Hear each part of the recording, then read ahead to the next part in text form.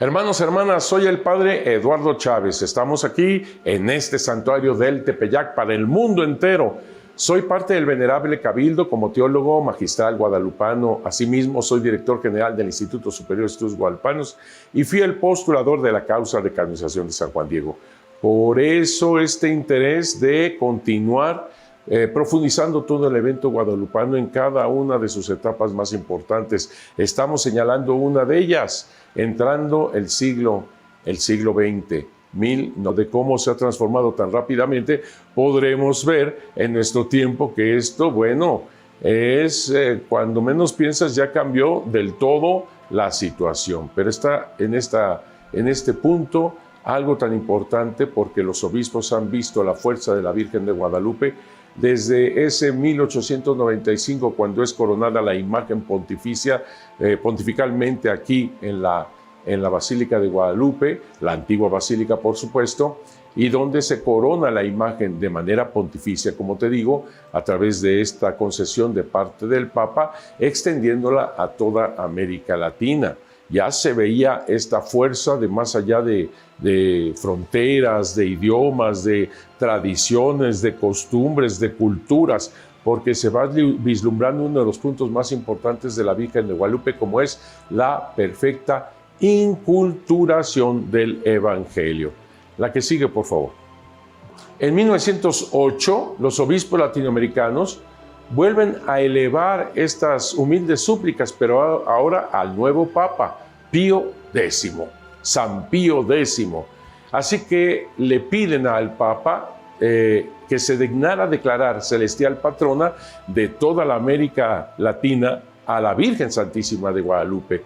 El 24 de agosto de 1910, fíjate nada más qué fecha, ya se está pidiendo esto, ya se está viendo desde León XIII, que ella sea patrona de todo el continente americano. En 1908 le piden al Papa y en 1910, exactamente en una fecha tan importante, 24 de agosto de 1910, el sumo sacerdote, el pontífice máximo, accedió a que tan calificadas súplicas, aprobando y ratificando con su autorización suprema la sentencia afirmativa de la Sagrada Congregación de Ritos, que era la que tenía que ver si realmente se podía ser esta patrona de todo el continente americano, en este caso de América Latina o no.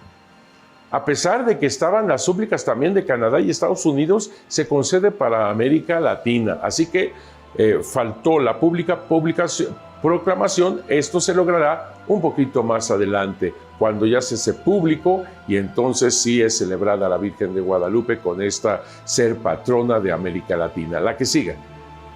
En México también, tú sabes, tenemos la revolución que se da fuertemente en contra de Porfirio Díaz. Quien gana es Francisco y Madero, como tú sabes. Francisco y Madero no es tanto que haya perseguido a la iglesia como tal, pero él tiene una manera de pensar muy distinta, que te quiero decir que en aquel entonces era como de moda ser espiritista. Y eso es lo que pasa con Francisco y Madero. Era espiritista. Y en Francia mismo se daba esta corriente de manera de pensar.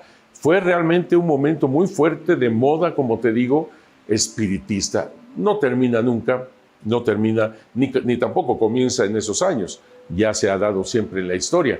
Pero ahora de manera muy pública, muy política, muy de gobierno, se da esta situación. Voy a leer esto que nos va a dar un poquito la atmósfera que se vivía políticamente en México en 1910 con toda esta revolución que se está iniciando y que va todavía a sangrar mucho México. Como hemos dicho, la iglesia esencialmente no estaba de acuerdo con Francisco y Madero, quien en la práctica era un fuerte propagandista del espiritismo. Esto no solo era visto mal por la Iglesia Católica, por supuesto, sino también por gran parte de los círculos intelectuales y populares de la nación. Incluso algunos se preguntaban si el presidente estaría verdaderamente bien de sus facultades mentales o si podría dirigir el timón del país con justicia. Habría que recordar que Madero, cuando estuvo estudiando en Francia, se había iniciado en los círculos espiritistas.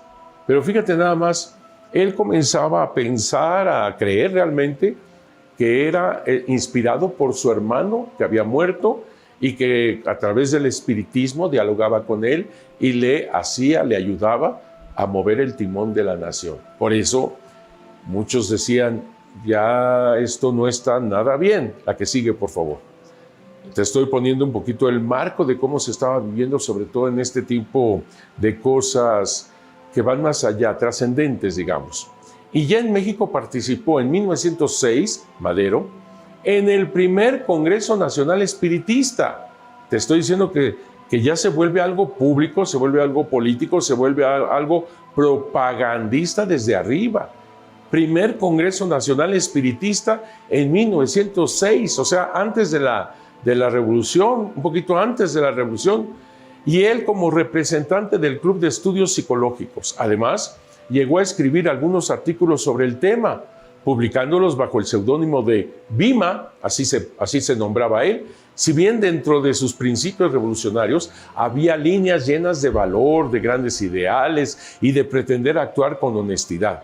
Al mismo tiempo, las contradicciones de sus decisiones hacían dudar que tuviera bien definidos sus principios. La que sigue. Quizás muchos no conocían este ángulo de Francisco I. Madero. El 16 de junio de 1910, el Papa Pío X estipula bajo edicto la renovación de la jura del patronato de la Virgen de Guadalupe, que se está generando más y más y más desde el Vaticano, en el centenario del inicio de la independencia de México, que son en este tiempo precisamente. Acuérdate que Porfirio Díaz, antes de la Revolución, tenía tantas cosas que inauguró precisamente por este centenario de la independencia. La que sigue, por favor. Te muestro algunas de las cosas también sobre esto de buscar el patronato de la Virgen de Guadalupe para todo el continente americano, incluso para los Estados Unidos y Canadá. Aquí tenemos al cardenal Joaquín Arcoverde de Alburquerque, ahí está, arzobispo de San Sebastián en el Brasil, quien, gracias a que tenemos esto en el archivo histórico de la Basílica de Guadalupe, nos damos cuenta de lo que se quería, se pretendía para toda América, para todo el continente. Sin embargo, se estaba viendo la Virgen de Guadalupe para América Latina. Y aquí está como, la que sigue por favor, cómo hasta se firma este documento en donde se pide la proclamación de la Virgen Santísima de Guadalupe, celestial patrona para todo el continente americano. Estamos hablando ya del continente americano. En estos inicios apenas estamos hablando cerca después del 1910 y ya se quiere que sea para toda América, todo el continente. Sin embargo, se ha otorgado para América Latina y se ve hacia América Latina solamente. La que sigue, por favor. El 24 de agosto de 1910, el Papa Pío X declaró a la Virgen de Guadalupe patrona de América Latina. Claro, a pesar del documento en el cual también se pedía como patrona en Estados Unidos y en Canadá. Esto para que vean cómo ya desde esos entonces ya se tenía a la Virgen de Guadalupe como patrona de todo el continente. Esto, me voy a adelantar, esto va a suceder hasta 1999 con San Juan Pablo II. Pero ve, prácticamente es un siglo que se está luchando para que ella sea patrona de toda América, de todo el continente. La que sigue. Estos son los inicios y cosas así de petición.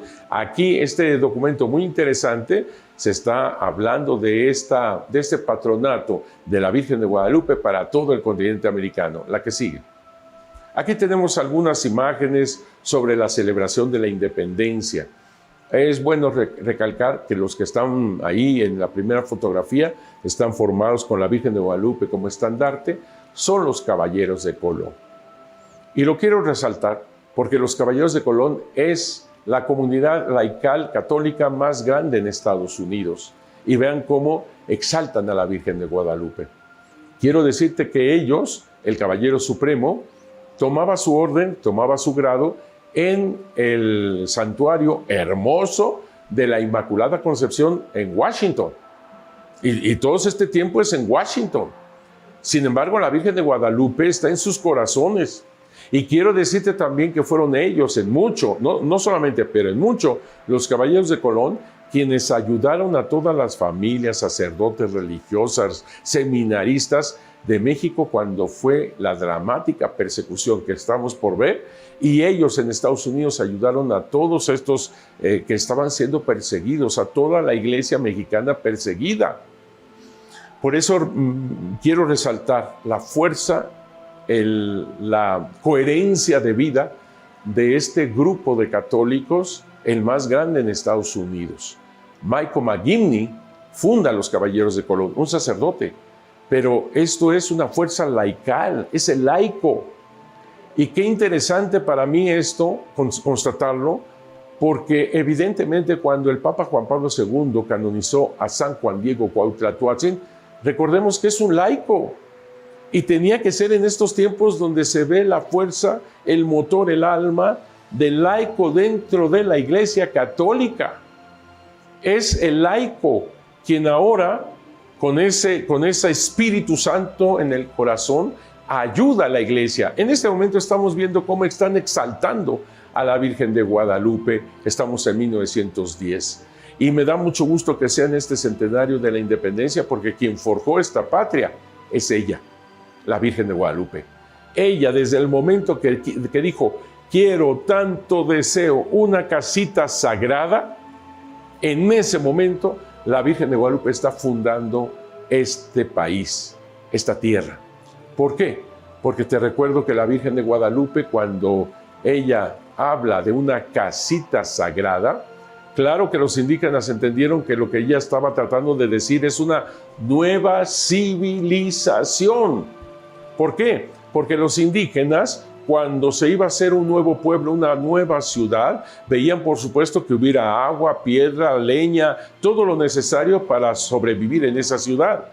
Pero lo primero que tenían que edificar es el templo.